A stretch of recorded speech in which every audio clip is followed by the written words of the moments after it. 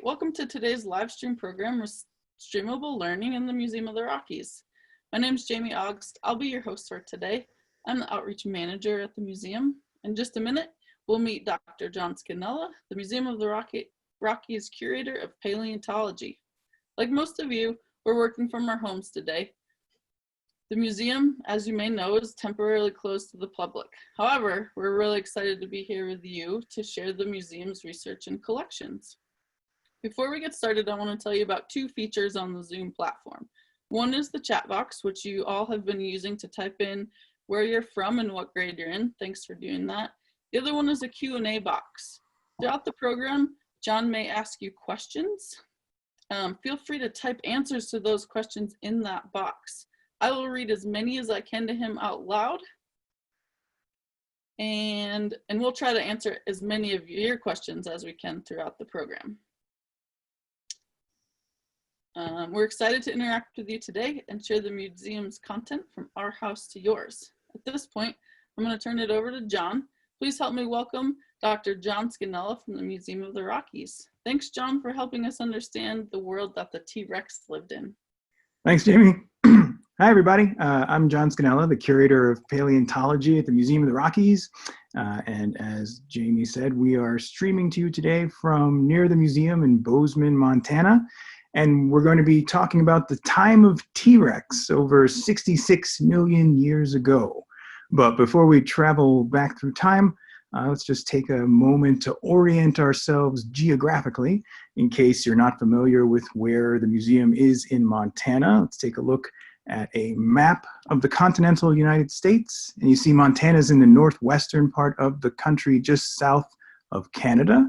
And if we zoom in a little bit closer on Montana, there we are. The Museum of the Rockies is in the southwestern part of the state, just north of Yellowstone National Park.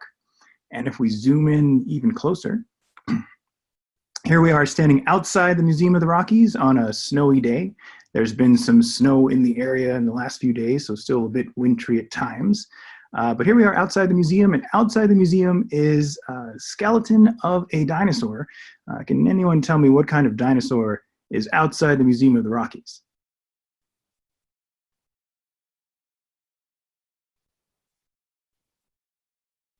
Go ahead and type that in the chat box. Oh, I'm seeing lots of good answers. Let's wait for a couple more. Oh, they're all right, too. T-Rex, T-Rex, T-Rex, T-Rex. You're right. That's a Tyrannosaurus Rex outside the Museum of the Rockies. And that's the animal, one of the animals we're going to be talking about today, T-Rex and how it lived and what its world was like. And that's part of what paleontologists do. Paleontologists are scientists who study ancient life, such as T-Rex or any other type of ancient life. And one of the interesting things about paleontology is that since we don't have a time machine that we can kind of hop into and go back in time to observe these ancient creatures, we study them by examining fossils. Fossils are the preserved remains of living things found in the earth. So if, for example, you wanted to study the fossils of a Tyrannosaurus Rex, we would need to be able to go to a place where rocks from the time of T-Rex are exposed at the surface of the earth. So paleontologists often work very closely with scientists called geologists. Geologists are scientists who study the earth and its processes. And some geologists spend their time putting together maps of the surface of the earth, kind of like this one we see here. This is a geologic map of the state of Montana. And basically all these different colors we see on this map are different aged rocks at the surface of Montana. So Tyrannosaurus Rex lived in the late Cretaceous period, a little over 66 million years ago. And so on this map, if we wanted to go to the late Cretaceous, we'd be looking in kind of these olive gray colored areas. So let's zoom in on one of those spots in eastern Montana. And here we are now, kind of flying over eastern Montana, looking down on what's called the Hell Creek Formation. And the Hell Creek Formation is the geologic unit that represents the very end of the age of dinosaurs in Montana. This is the right aged rocks to find the fossils of T.rex and other creatures from that time, such as Triceratops. So if we wanted to kind of get down on the ground and look around for fossils, first thing we need to do is get the appropriate permissions to do so. We might need special permits to collect fossils, but once we have those, we can kind of get down onto the ground and look around, see if we might find some fossils. And once we do, we excavate them. So here's some photos of fossil excavations from the last several years. These are Triceratops being excavated. We remove the bones from the ground, and we might wrap them up in what's called field jackets. These white blobby things you see in the photos are layers of burlap and plaster that are put around the bones, like you see in the lower right-hand photo there. And that's to protect the fossils so we can safely bring them back to the museum. Once we bring them back to the museum, they go to our fossil preparation labs, where fossil preparators are the people who will open the field jackets and then carefully remove the rock that has encased the bones for millions of years. So in these photos here at the bottom, those are examples of Triceratops, pieces of a Triceratops that are still partially in the rock, but being taken out of the rock. And so the preparators will remove the rock, and if the bone is broken up, they might have to piece it back together like a big puzzle. But once it's put together, we can get a good look at these animals and learn what they might have been like. So here's some prepared fossils on display in the Hall of Horns and Teeth at the Museum of the Rockies. Here's a T.rex skeleton and some Triceratops on the left there. So some fossils go on display at the museum, and a lot more actually go into our collections areas. So if we were standing where this photo is taken, underground below us would be the paleo collections, which look something like this. And these are rooms filled of cases and cabinets and shelves filled with the fossils of dinosaurs and other ancient creatures. And this is where the fossils are numbered and cataloged and cared for so that they can be studied. And so that's kind of a quick overview of the process of going out and finding a fossil and bringing it back to the museum so that we can study them. So now let's head back out to the Hell Creek Formation in eastern Montana and see what we can discover about the time of T.rex walking around the Hell Creek. And just right here, we can learn a bit about the ancient environments of the time just by looking at the rocks. You can see this hill is made up of different layers of rock. You see different colored layers. You might see some yellow layers. Those are sandstones, which are typically river channels. And then the grayish rocks are mudstones, which were formed by kind of the overbank deposits, what was going on the sides of the rivers at the time. So we can learn a little bit about the environment just by examining the rocks. And if we look closely at the rocks, we might be able to find some fossils in them. And so some of the fossils we see might look something like this. These are plant fossils from the Hell Creek Formation. And some of these are the fossils of ancient palm trees. So tell me, today, do we typically find palm trees in places where it is cold or where it's usually warm?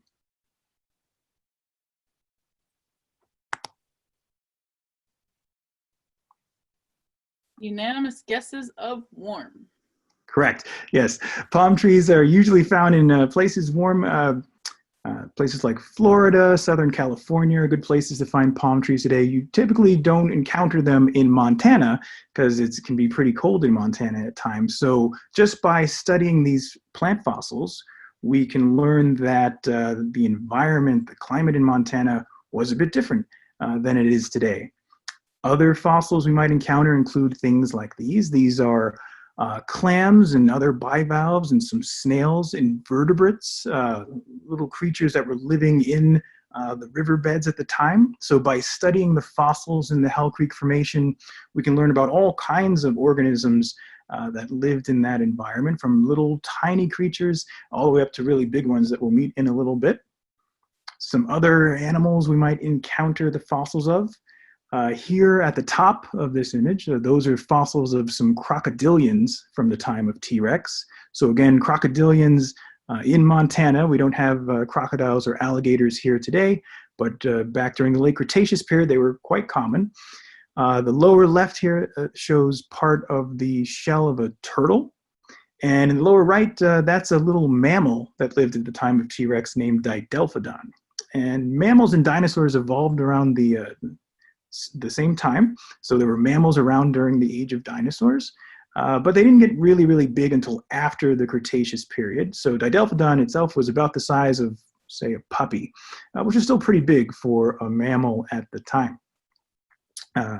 If we continue looking around the Hell Creek Formation, we might come across something that looks like this. Now, this here, these brown things, these are tail vertebrae, caudal vertebrae, part of the tail of a dinosaur.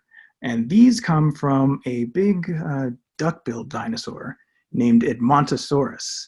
And Edmontosaurus was a really large herbivore, a plant-eating dinosaur. It's one of the duck-billed dinosaurs, so you see it has kind of a duck-like bill, and its mouth is filled with hundreds of little teeth that it used for grinding up vegetation.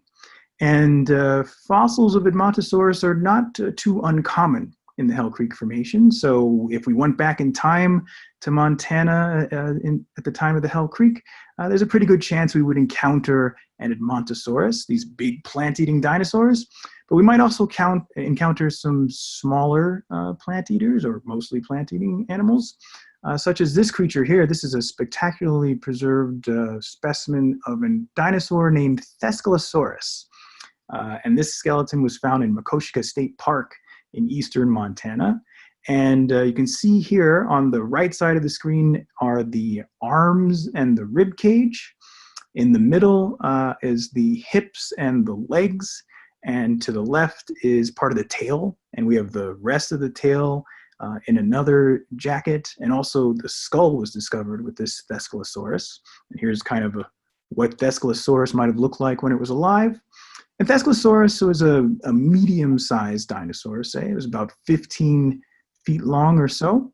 And so at the time of T-Rex, you would encounter these big duck-billed dinosaurs like Edmontosaurus, and also Thescelosaurus would be running around. And then also we might come across some other plant-eating dinosaurs, such as these. At the top here, that round thing that looks kind of like a big egg or a rock, that is actually part of the skull of a Pachycephalosaurus. Pachycephalosaurus is one of the dome-headed dinosaurs with a big dome on its skull and lots of spikes and bumps at the back of its skull. And then at the bottom there, that's an ankylosaur, one of the armored dinosaurs. They're sometimes thought of being sort of like dinosaur tanks, and we sometimes find bits and pieces of them. They're kind of rare to come across, but we do encounter them. So they were around at the time. But by far the most common dinosaur that we come across is the horned dinosaur Triceratops. Triceratops is extremely common in the Hell Creek Formation, and it's known from hundreds and hundreds of specimens. And the cool thing about Triceratops is when you have lots and lots of examples of one type of dinosaur, it's possible to learn a lot about variation in that dinosaur. So for example, with Triceratops, by collecting lots of examples of this dinosaur of different sizes, it's been discovered that as it grew up from a baby to an adult, its skull actually changed shape. So you can see on the left side of the screen here, the little Triceratops skulls, the horns above the eyes curve backwards. But as Triceratops got bigger, the horns began to curve forwards. And at the same time, little Triceratops has these spikes around the edge of the frill that start out really spiky. But as Triceratops gets bigger, they kind of flatten onto the edge of the frill. So by collecting lots of examples of one dinosaur, we can learn a lot about variation and how it might have changed as it grew. And we can see that if we went back to the time of T-Rex, we would encounter very likely some Triceratops, maybe some big duck-billed dinosaurs, and some smaller plant-eating animals as well. But we'd also encounter some other dinosaurs, possibly. Can anyone tell me what this is? Well, you guys are taking some guesses. John, can you tell us how Triceratops seems fairly obvious, but how do you get the names of some of these dinosaurs? Well, dinosaurs sometimes are named for certain features they might have, like Triceratops is a three-horn face because of the three horns on its face. It's really up to, I guess, the person describing and naming the dinosaur. So, for example, Tyrannosaurus Rex means the tyrant lizard king, to kind of convey its big carnivorousness at the time it was discovered, and the fact that it was a giant meat-eating dinosaur. So there's all kinds of different names for dinosaurs, and they usually try to express something about that animal.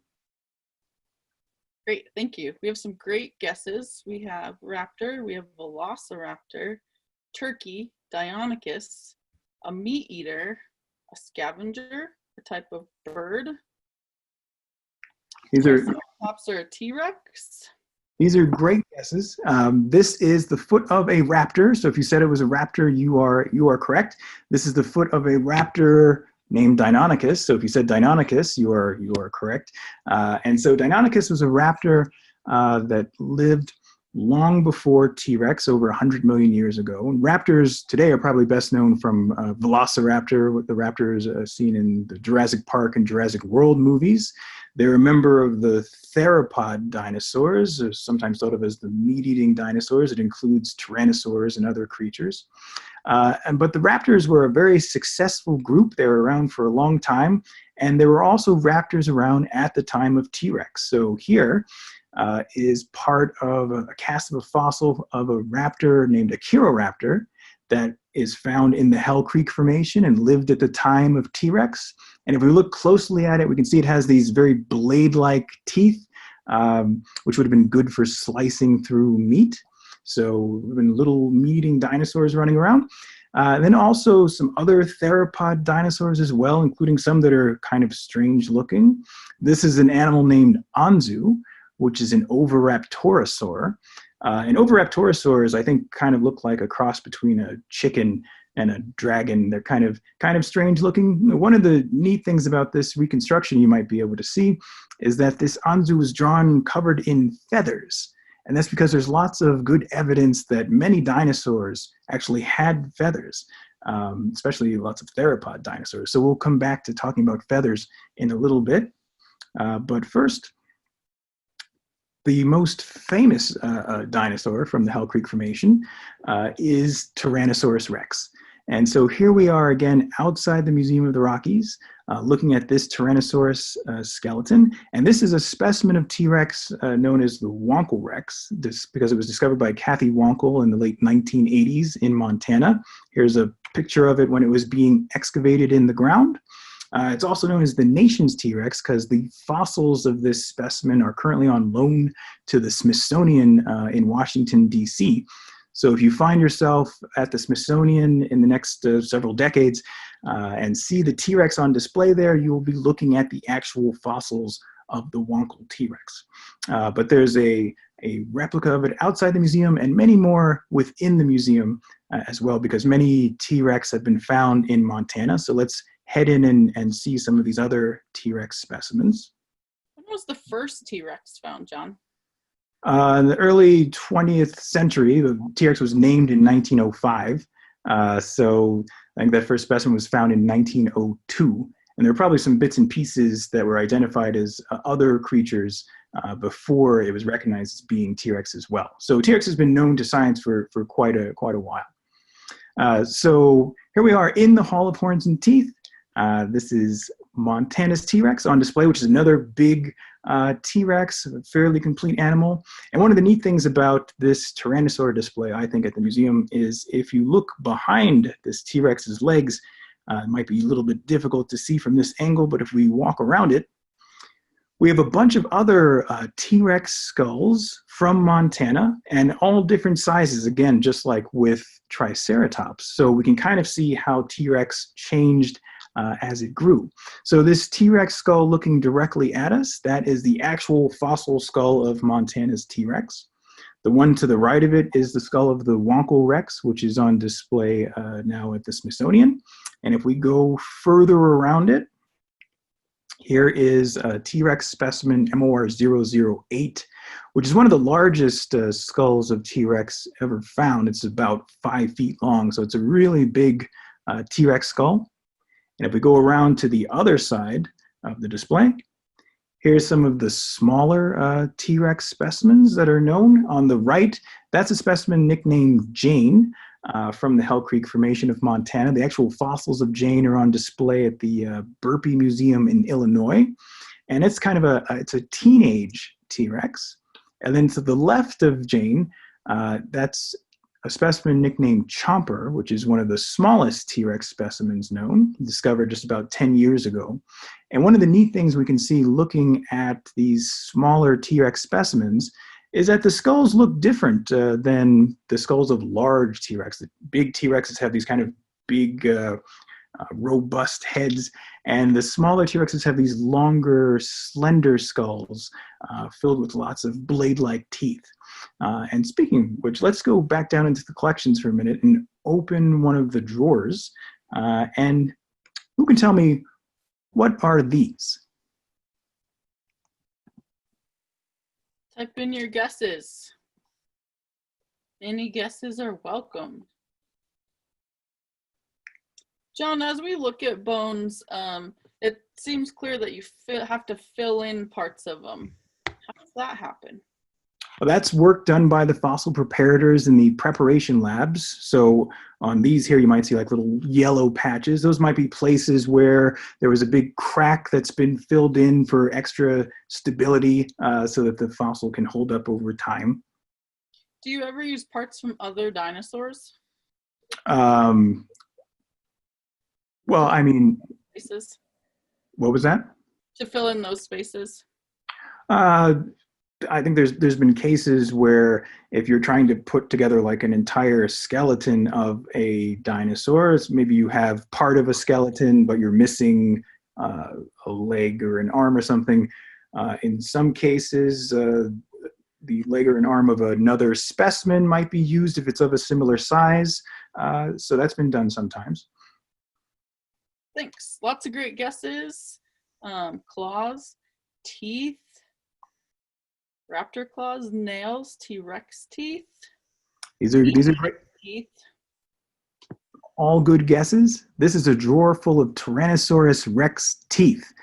These are all teeth from one T-Rex, and they're pretty big. Some of the biggest teeth in this drawer are about or bigger than a banana. And so T-Rex had these really big, robust, sturdily built teeth. They look very different than, if you remember, the raptor teeth we looked at a little while ago, which were very blade-like and slender, good for slicing through meat. T-Rex had really huge, sturdy teeth. And if we take a closer look at a tooth, here's a big T-Rex tooth on the left side of the screen. And on the right side is another bone. Any guess on what kind of bone this is on the right side of the screen?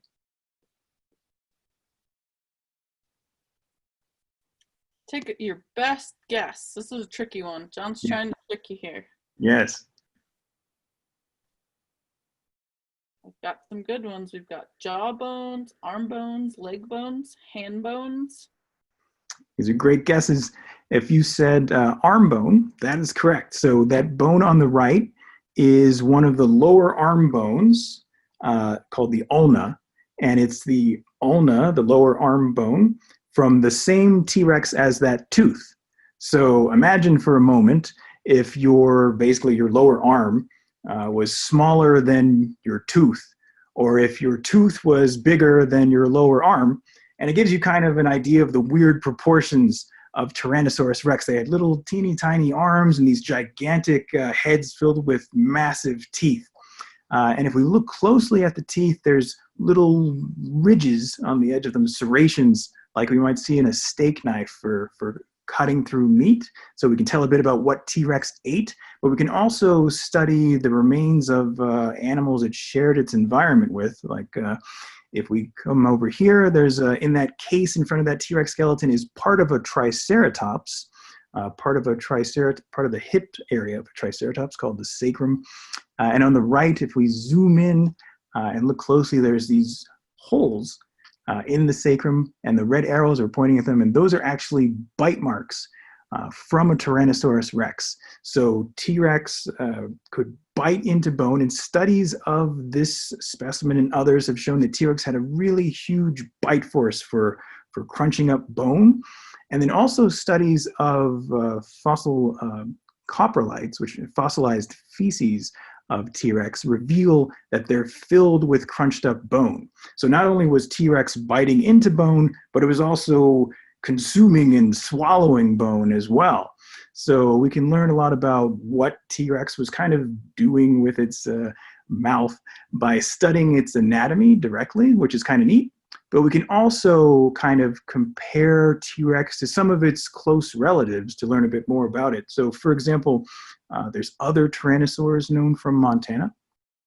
This is a tyrannosaur named Spinosaurus, which is found in Montana, lived about 10 million years before Tyrannosaurus Rex. It was also a big meat-eating dinosaur, but not quite as big as T-Rex. So we can compare directly T-Rex to some of its earlier cousins. And if we go even further back in time to earlier relatives of T-Rex, we come across creatures that look something like this. This is an early relative of Tyrannosaurus Rex named Hugh Tyrannis, which is known from China. And some of the cool things you might notice in this animal here is, if we look at Hugh Tyrannis, it has pretty long arms compared to Tyrannosaurus Rex, and its head isn't quite as gigantic as T-Rex. So early tyrannosaurs had longer arms and their heads weren't quite as big. So this suggests that over time in the group, as they were evolving, their arms were getting smaller and their heads were getting bigger. So maybe they were doing less with their arms and more of destroying things with their faces. And another cool thing you can see in this drawing here is that this animal, Hugh Tyrannis, when it was discovered, its fossil was found covered in feathers. So it's a tyrannosaur with feathers all over it, which is kind of neat because it raises an interesting question of, did Tyrannosaurus Rex itself have feathers? Now, so far, there's no direct evidence of feathers on Tyrannosaurus Rex. There have been specimens found with little patches of skin that have little scaly patterns on them. So we know that in places, T-Rex had scales, but was the entire body of T-Rex scaly, or could there have been feathers in some places on Tyrannosaurus Rex? Maybe it would be comparable to, if we think about dinosaurs today, like say, for example, a chicken. If we look at a chicken, parts of a chicken are scaly, like if we look at the feet of a chicken, but we know that in other places there are feathers on a chicken. So could it be that T-Rex had feathers somewhere on its body? We currently don't know. No evidence for feathers yet, but maybe future discoveries will help us have a better view of what T-Rex looked like and if it did or did not have feathers on its body at all. And so Tyrannosaurus Rex is probably the most famous of all dinosaurs. It's a dinosaur that we know a lot about, but it's also a dinosaur that we're still learning new things about, and a dinosaur that we still have lots to discover about T-Rex and all the creatures that it shared its world with. So I'm excited to see what new things will be discovered about T-Rex and its world in the next 5, 10, 20, 50, 100 years. And so maybe some of you watching this will actually help make discoveries that will help us better understand the time of T-Rex. So before we wrap up in a bit, I just want to say that if you enjoy these Fossil Friday live streams from the Museum of the Rockies, that you can tune in every Friday for the rest of this month. Next week, you can speak with Scott Williams, the Paleo Lab and Field Specialist, who will be talking about Museum of the Rockies Paleo All-Stars, kind of a tour through the exhibits and some of the cool specimens on display. There's also going to be live streams about reptiles and history. And so there's more information at that website down at the bottom. And with that, I'm happy to take any questions you might have about the time of T-Rex. All right, we have a lot of great questions. I'll try to go back a little ways. One of the first ones was, are these fossils found locally or are they brought in from other places? Oh, it's a great question. So at the Museum of the Rockies, the overwhelming majority of almost all the fossils in the museum are from Montana or just around the edges of Montana. So part of the reason for that is that Montana is a great place to find fossils, and particularly fossils from the late Cretaceous, where we have T.rex and Triceratops and animals like that. So the Museum of the Rockies has one of the largest collections of Tyrannosaurus Rex in the world, has one of the largest collections of Triceratops. So it's wonderful to be able to not have to travel that far from the museum to be able to go out and find the fossils of dinosaurs and other ancient creatures to bring them back to the museum. And what were the oldest and the biggest bones that we have in our collection at MOR? Oldest, let's see, we have some, some fossils from the Paleozoic, probably some fish fossils from hundreds of millions of years ago. We have some invertebrate fossils from far older than that, from the Cambrian period and things like that. So in the neighborhood of 500 million years ago, little trilobites and things like that. The biggest fossils at the museum probably belong to the long-necked sauropod dinosaurs, animals like Diplodocus and Apatosaurus. There's some really big limb bones that require several people to lift and move around. The sauropods got to be really, really big. So those are probably some of the largest fossils in the museum collection currently. How many T-rex fossils do we have? That's a good question. There's about, I would say, 13 or so specimens of T-rex insofar as partially to nearly complete skeletons. And then there's lots of pieces of other T-rexes, like, a single bone from this one or some teeth from this one. But in the neighborhood of 13, probably a little bit more than that now, of Tyrannosaurus Rex specimens, where it's like a good portion of the animal. Do these bones tend to dry out? No. I mean, I wouldn't say they dry out when you find them, because they've been partially, in some cases, permineralized. That means the minerals have come through into them. We, in some cases, coat them with a preservative called Vinac, which penetrates the bone to help stabilize it over time so that it will hold up to being studied for long periods of time and help it maintain its shape. But I wouldn't say that they dry out necessarily. And how long would it maybe take to find a whole body of a T-rex? Does that ever happen? Well, Kathy Wankel, when she discovered the Wankel T-rex, when it was found in the late 80s, at the time, it was the most complete T-rex skeleton ever found.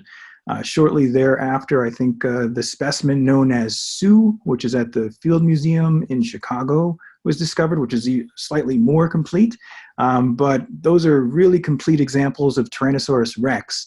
And finding a complete dinosaur in some cases, I mean, it's sometimes it just kind of depends on if that fossil itself happens to be exposed at the surface of the earth. So you might walk by a place and there could be a dinosaur under the ground, a complete dinosaur skeleton, but you wouldn't know if a little piece of it wasn't sticking out of the ground. Often when we find a fossil, we might just find a little piece of it poking out or crumbly bits of it, and you don't really know what's in the ground until you dig in and see what's in there. So sometimes it might just be a part of one bone or just a couple bones together, or an entire skeleton, or maybe a bunch of skeletons all in one place. So that's kind of part of the exciting part of field paleontology, is you never really know what you're going to discover until you're kind of in the ground and excavating. When you are at field camp, can you tell us a little more about field camp? Are you camping for weeks? What's that like? Oh, that's lots of fun. So we get to go out every summer to areas like we saw earlier, like the Hell Creek Formation, and spend our time usually camping in remote areas. And we get up in the morning and we might go, depending on what we're doing that day. Some days we might be prospecting, which is where you go out and you're looking for new fossils and you kind of walk up and down in hills looking for little bits of fossil bone. And then once something is discovered, we might start a quarry at that site, an excavation. And so that can be days or weeks or months of excavating this one animal, removing the rock from above it, and working around the bones in the ground, and then coating things in burlap and plaster so we can safely bring them back to the museum. And the amount of time we might spend at a particular site can vary depending on how many bones are there or how big the animal was. Sometimes we have to go back to the same site for multiple field seasons. We might start it one summer and collect as much as possible, and then have to come back the next summer to continue excavating, depending on how much is there. Good question. Oh goodness, there are so many great questions. I have maybe two more for you. If we Okay. did get to your question, I encourage you to find the answer yourself. Do a little research, do a little digging on the internet.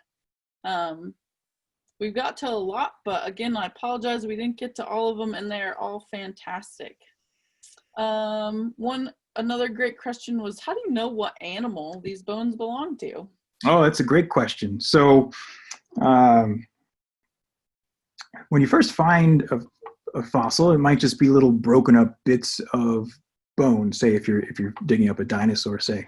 And so you might be able to tell, well, these are bits of bone, but what do they come from? So you might excavate a little bit further and maybe you'll come across something that's more complete. And basically it comes down to having a good understanding of the anatomy of the creatures and what their bones look like. So if you find a bone of a Triceratops, say, having compared bones of other specimens, you might recognize it as, oh, this is the jugal, the cheekbone of a Triceratops, or this is one of the horn cores of a Triceratops. But a lot of it is comparative anatomy, comparative osteology, having spent time looking at fossils up close so you can recognize the shapes that the bones might take. Scott Williams at the Museum of the Rockies often explains it as, if you look at a map, for example, of the United States, and you can see the different shapes of the states, you might be able to recognize Florida or Montana by studying the maps and knowing what Florida and Montana look like. It's kind of similar if you go out in the field and find a T.rex dentary or maxilla, if you've been studying the anatomy of these creatures and being able to tell what shapes they were. Awesome. Thanks, John. Lastly, do we have a Spinosaurus? Not in Montana, no. Spinosaurus is primarily known from northern Africa. Spinosaurus is another really cool meat-eating dinosaur, very, very big. But no Spinosaurus remains have been found in Montana. And Spinosaurus did not live at the same time as T.rex. So T.rex and Spinosaurus, even though they were both big meat-eating dinosaurs, probably never would have encountered each other. Right on. Well, thank you, John, for all your wisdom and knowledge and experience. Thank you all at home for joining us today. Fossil Fridays will continue at this time through at least through June. So join us again. We'll talk about some of the questions you all had too about breaking bones and histology, and there's a full menu of things to look forward to. Thanks for joining us. We'll see you again soon. Thanks, John. Thank you.